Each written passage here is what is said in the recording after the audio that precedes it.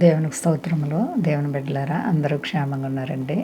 మన ప్రభువును రక్షకుడైన యేసుక్రీస్తు వారి యొక్క అపారమైన ప్రేమ చేత అన్ని వేళల్లో ప్రభువారు మనల్ని కాపాడుచున్న విధానాన్ని బట్టి ఆయనకు వేలాది కోట్లాది స్తోత్రాలు. అందరూ క్షేమంగా ఉన్నారు కదండి. ఈరోజు దేవుని వాగ్దానం కీర్తనల గ్రంథము 121 అధ్యాయము 7వ వచనం. ఏ అపాయమును రాకుండా యెహోవా నిన్ను కాపాడును, ఆయన నీ ప్రాణమును కాపాడును. దేవునికి స్తోత్రం. హల్లెలూయా. అపాయాలు ఈ కడవరి దినాల్లో ఎక్కడ చూసినా అపాయాలు, ఆపదలు, భయంకరమైనటువంటి సమస్యలు. అయితే దేవుడు నీకు వాగ్దానం చేస్తున్నారు, ఏ అపాయము రాకుండా యెహోవా నిన్ను కాపాడును. మనలను కాపాడే దేవుడు, సంరక్షించే దేవుడు, విడువని ఎడబాయని దేవుడు. కాబట్టి ఆయన మనకి అపాయాలు రాకుండా తప్పించే దేవుడు, మనలను కాపాడుతారు, మన ప్రాణమును కాపాడే దేవుడు.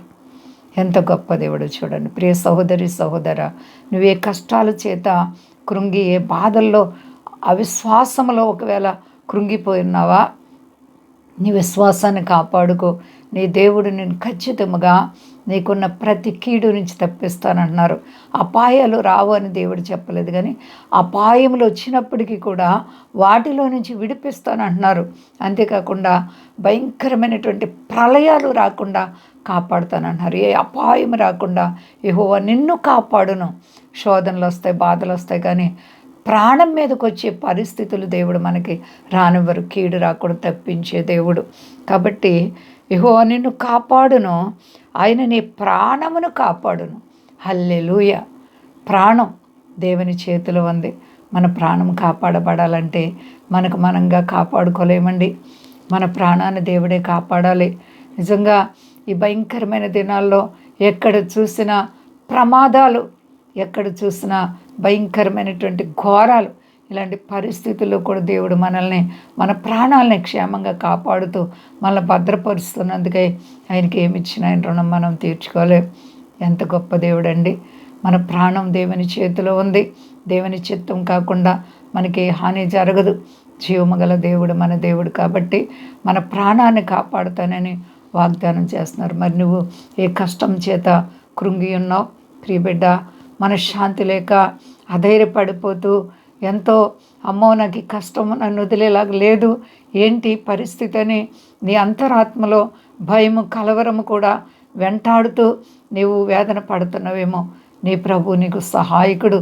కాబట్టి ఏ విషయంలో భయపడే పని లేదు. మన దేవుడు గొప్పవాడు. కాబట్టి ప్రియ సహోదరి సహోదర, ఎంత లోతులో నువ్వు పడిపోయినా పైకెత్తే దేవుడు. శ్రమలు వెంబడి శ్రమలు వచ్చినా కృప వెంబడి కృపనిచ్చి నిన్ను ఆదుకునే దేవుడు. ఏ అపాయం రాకుండా యెహోవా నిన్ను కాపాడే దేవుడు. ఏ ప్రమాదాలు వచ్చినా దేవుడు నిన్ను చేయబిడవని దేవుడు. నా ప్రియ సహోదరి, వ్యాధి బాధలు నిన్ను కృంగ చేస్తున్నాయా? ఆర్థిక పరిస్థితులు, రుణాలు నిన్ను కృంగ చేస్తున్నాయా? మన దేవుడు విడువని దేవుడు. కాబట్టి ఏ ఒక్కరు కూడా భయపడకండి. అంతా క్షేమంగా ఉన్నారండి. ప్రార్థించుకుందాం. ప్రేమ నమ్మకమైన మా తండ్రి, నువ్వు ఎంత గొప్ప దేవుడు ప్రభువా. అవును ప్రభువా, నీ బిడ్డలమైన మమ్మల్ని నువ్వు కాపాడుచున్నావు. ఏ అపాయం రాకుండా యెహోవా నిన్ను కాపాడును. అవును, మా ప్రాణాలను కాపాడే దేవుడవు, మమ్మల్ని రక్షించే దేవుడు, ఉద్ధరించే దేవుడు. ఆత్మాభిషేకాలు ఇవ్వండి. బలహీనతగా ఉన్న బిడ్డల నుండి విడిపించండి ఆయన. రోగులను స్వస్థపరచండి, అక్కర్లు తీర్చండి. మా దేశాన్ని, దేశ నాయకులను కాపాడండి. మా దేశ ప్రజలందరినీ రక్షించండి. స్వదేశాల బిడ్డలను కాపాడండి. ప్రతి ఒక్కరికి నీ ఆదరణ తోడు దీవెన దయచి నీపై ఆధారపడిన వారిని విడవలేదు ప్రభువా.